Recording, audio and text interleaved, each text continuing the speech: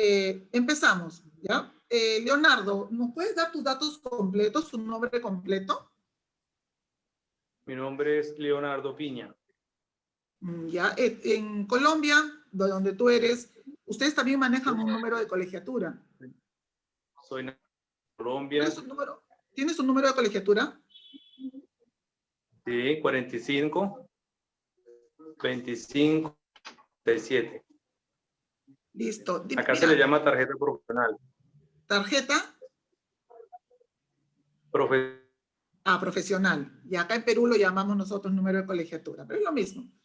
sí. Una pregunta, Leonardo. ¿Qué te lleva a ti a trabajar en este campo de las adicciones? En el momento que has trabajado en Pues, adicciones, ¿qué te motivó? en mi caso particular, pues yo pienso que es por mi familia, porque toda mi familia pues le ha gustado, digamos, lo que es el servicio. Es decir, de mi mamá es administradora, mi papá también fue topógrafo, mis tíos que son médicos, homeópatas, mi hermana es bioanalista y por mi parte pues a mí me apasiona mucho todo lo que tiene que ver con la psicología. Saber que nosotros podemos con nuestro conocimiento y con nuestro saber sanar a un paciente y hablo de ese hueco mental donde él se encuentra y que él le diga a usted, sí, ya estoy sano. Para mí eso es una gran satisfacción. Los logros, o sea, te refieres a los logros que uno puede obtener en el hecho de tratar a una persona con una adicción y lograr que esa persona supere ese problema. Sí, obviamente, sí, señora. Ya, perfecto. Bueno, aprovechando que tú eres de otro país y a veces, bueno, definitivamente la manera como se aborda los temas mentales de un país a otro varía. ¿No? Por ejemplo, en tu país, cuando ustedes trabajan en el tema de adicciones, ustedes Sí. también, supongo que a la hora de tratar a los pacientes, hay grados, ¿no? Un paciente que sea más adicto, otro que sea un adicto de repente Sí. ocasional. ¿Ustedes también trabajan de esa manera? Sí, sí, es la misma y eso cabe resaltar que nosotros por el DMS-5, ¿sí? Que Claro, claro. digamos identifica el trastorno en tres tipos, en pequeño, moderado, y entonces dependiendo de lo que muestre el DMS-5, depende del estado, del grado que tenga el paciente, pues uno lo clasifica en pequeño, en mediano y en grave. Ya.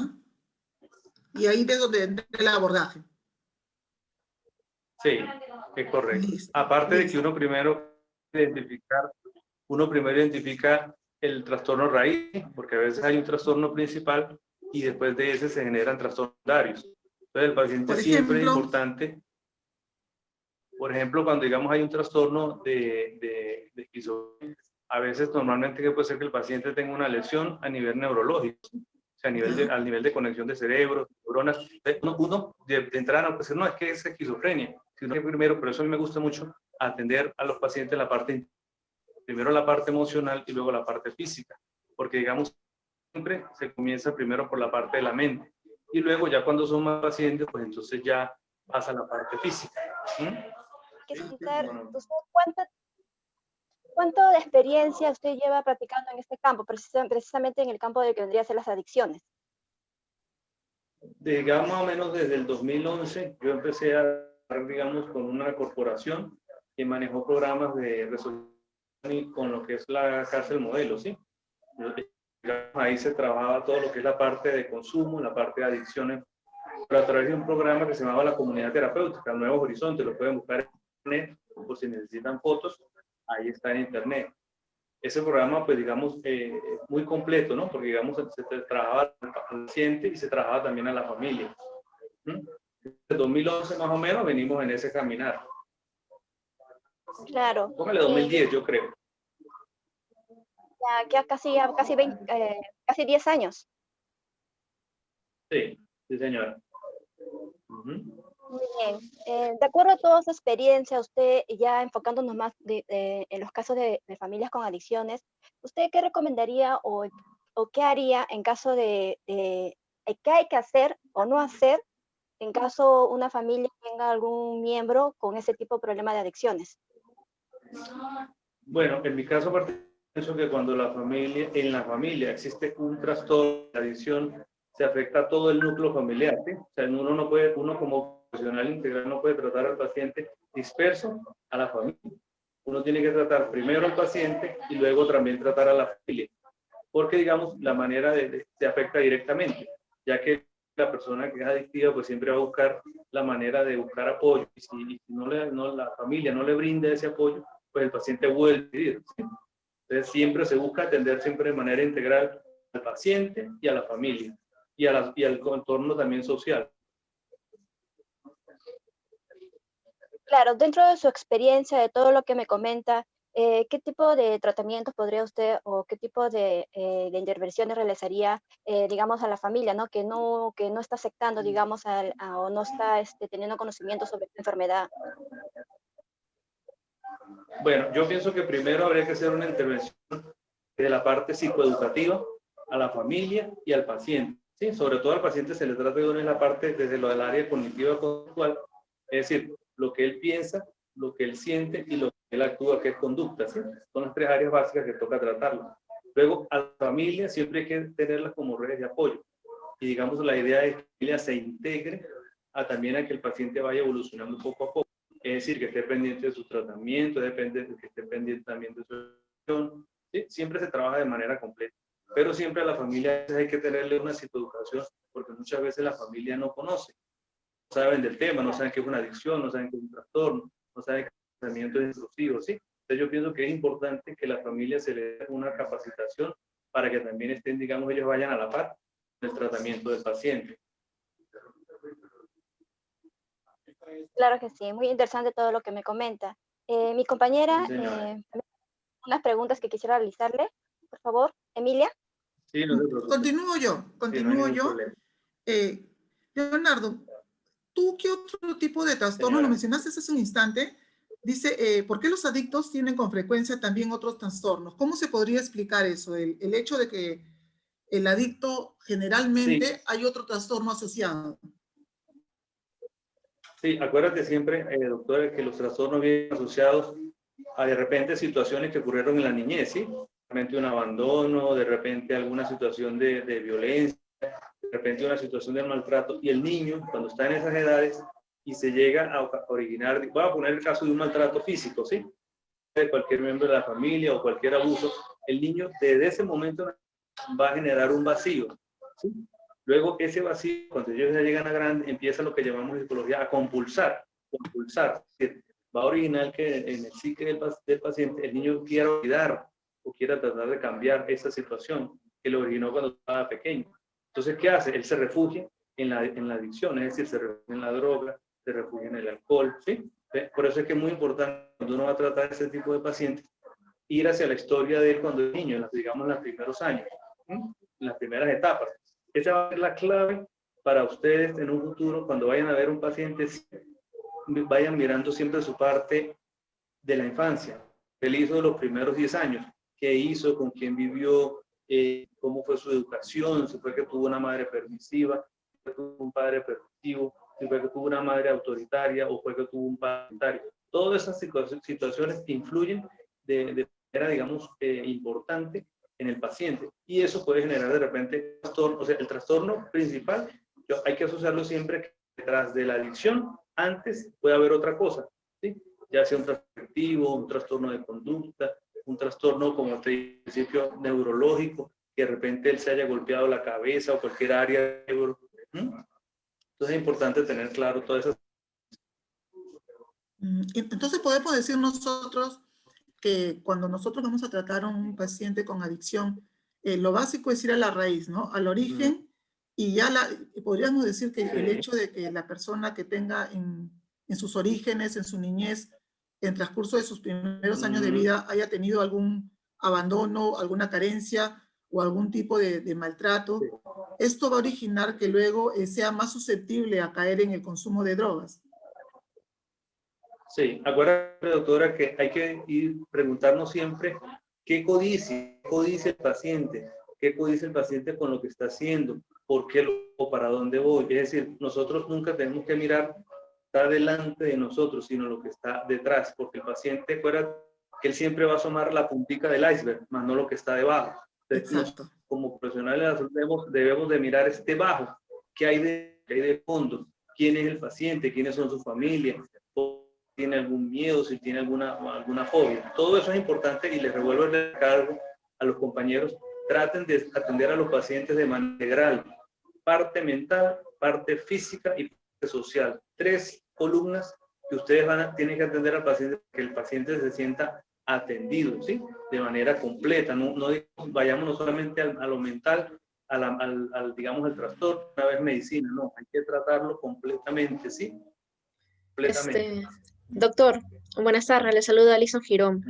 Conforme Buenas lo que usted está comentando, que con el paciente se debe trabajar de manera integral, ¿usted cómo consideraría que afectaría el medio ambiente en un paciente que se encuentra en tratamiento?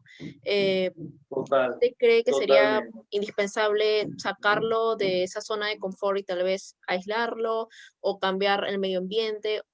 ¿Qué tanto es significativo eso en el tratamiento? El medio ambiente donde está el paciente influye muchísimo, porque voy a poner un ejemplo. Yo tengo un paciente que es consumidor de cocaína o marihuana y él está en su casa, ¿sí? Si yo el paciente tengo en la casa y en mi casa permiten que él llegue y consiga su adicción, es decir, consiga su marihuana, consiga su alcohol, él siempre va. Por eso a veces se recomienda mucho cuando hay una adicción buscar profesionales adecuados e idóneos para que la traten. Es decir, si el paciente tiene una adicción al alcohol, hay que ir a Alcohólicos Anónimos.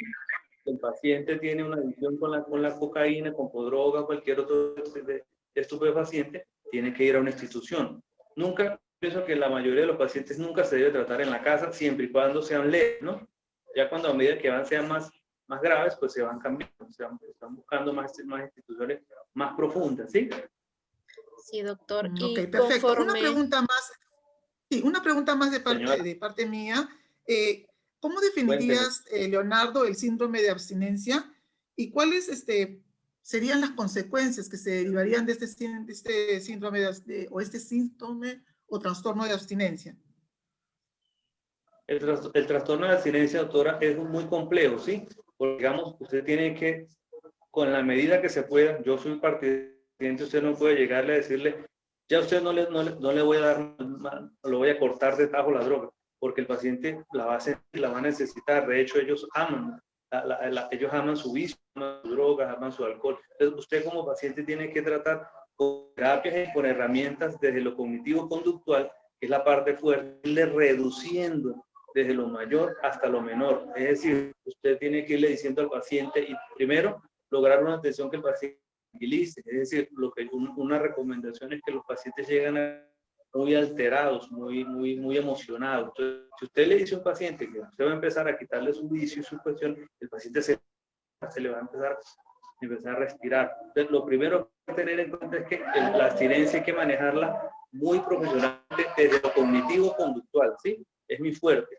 Y como en el entorno de familia, porque digamos un paciente con consumo de 5 o 6 años, pues toca cambiarlo, utilizar los placebos, que son importantes, pero entonces yo puedo sustituir el vicio por agua fría, el vicio por un caramelo, y él va disminuyendo. ¿Sí me estás entendiendo? O sea, siempre ir sustituyendo una cosa mala por una cosa buena, pero teniendo en cuenta de que hay que revisar al paciente, porque si ustedes ya a un paciente le dan, digamos, dulce, y el paciente no lo revisaron y es diabético, ustedes se tiran al paciente, yucas, ¿eh?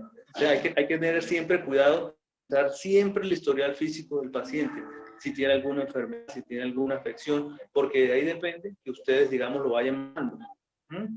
Doctor, tengo una pregunta. Entiendo que Señora. su orientación de usted su enfoque es cognitivo-conductual.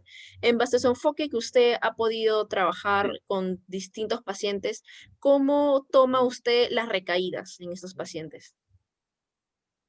¿Qué opina usted de un paciente que las recaídas de un paciente que está en tratamiento? Porque es inevitable que suceda eso. ¿Cómo lo orienta en el enfoque TCC? Pues digamos, las recaídas son muy comunes. De hecho, una de las cosas de las recaídas se originan es porque la misma familia a veces hace que el paciente se recaiga, es decir, le llevan un recuerdo, es lo que llamamos un activador, ¿sí? A veces la misma familia le muestra la foto de un hijo, digamos, voy a hablar de la parte de las cuando usted, una familia, le muestra al hijo por la cámara o le muestra vida que están por fuera, ellos de una vez se sienten tristes y se deprimen, a generar estados de ansiedad o de depresión, ¿sí? O estamos de estrés porque no ven a su familia, es lógico. Por eso le depende el contexto donde se maneja el paciente, ustedes van a saber qué profundo van a estar sus intervenciones, ¿sí? Entonces, es muy diferente un paciente que está en la cárcel a un paciente que está afuera. Son totalmente diferentes, ¿sí? O sea, y todo, digamos, las recaídas también, pero siempre que las recaídas es por causa de un detonante, ¿sí? De un pensamiento intrusivo que le llegó al paciente. Entonces, eso ustedes tienen que estar pendientes de mirar cuál es el factor que hace que el paciente vuelva y recaiga y volverlo a levantar, volverlo con herramientas, porque en psicología hay muchísimas herramientas, inclusive de tercera generación, como es el mindfulness, como es la terapia, digamos, de relajación progresiva. Entonces, la idea es que ustedes, si el paciente, llegan a tener un paciente, no hay que desmoronar ni sentir miedo para adelante, o sea, inmediatamente lo volvemos y lo tomamos ¿sí? Una pregunta, ¿cómo se dice, cuál es la importancia de que este trabajo con una persona adicta se tenga que manejar desde el trabajo multidisciplinario? O sea, ¿qué disciplinas entran en el soporte del trabajo del psicólogo? ¿Y cuál es la importancia de este trabajo, como te mencionaba? Evidentemente que sí. Nosotros como profesionales tenemos que darnos en otros profesionales. Yo recomiendo mucho, o yo trabajo mucho con lo que es trabajo social, con pedagogía, la parte también de terapia ocupacional, ¿sí? Son, digamos, y la parte también médica, ¿sí? O sea, son conmigo. El equipo interdisciplinario tiene que ser multifuncional y multifactorial, es decir, ustedes tienen que, con los 5 profesionales, apoyan entre todos, porque acuérdense que la meta final es sacar adelante al paciente. Todos ellos emiten un concepto y ustedes van a, con el concepto, los profesionales, ustedes van a generar una estrategia para que se sane. Que a la final, como yo les digo a mi doctora, la idea es que el paciente se sane, el paciente usted lo saca de ese hueco donde está mental, y eso es a la final todo lo que nosotros como profesionales de la salud mental debemos hacer. Muchas gracias. Nosotros somos Sí, de la señora. Universidad Privada del Norte, estamos terminando el 7º Bueno. ciclo, y de verdad, como te dije al Sí, inicio, señora. te agradecemos mucho y éxitos, ¿no? Éxitos, y ha sido un placer poder aprender. Cualquier cosa por acá, señora, a la orden, le dejé mi tarjeta, que Sí. si en caso necesitan una atención virtual, con muchísimo De repente, gusto. si nos ¿No? podría ¿Eso sería todo, indicar Alison? cómo lo podemos encontrar en redes sociales, de repente, para que nuestros compañeros puedan seguirlo en redes sociales y conocer más sobre su trabajo. Pues en Facebook yo estoy como Leonardo Piña, ¿sí? Y esto ya aparece el cuadro de la tarjeta. De todas maneras, yo le voy a compartir las redes sociales.